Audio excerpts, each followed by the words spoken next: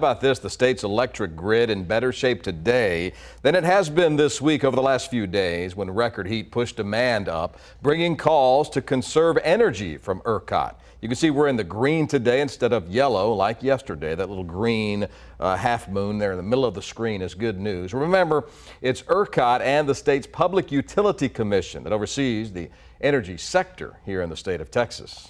Investigative reporter Erica Proffer talked with the chairman of the PUC about what we've seen the past couple of days and how the grid is holding up in the summer heat. ERCOT issued 2 conservation appeals this week. So what's going on? So we've got record-breaking heat. It's a hot summer in Texas, as we all know. And as part of our efforts to run the grid in a reliable fashion and to be more transparent with Texans sooner rather than later, we asked our fellow Texans to conserve power this week. It's one of the many mechanisms we use to ensure reliability. And you know, a lot of people, when they get these appeals, I mean, your mind goes right back to February 2021. What do you have to say to those folks?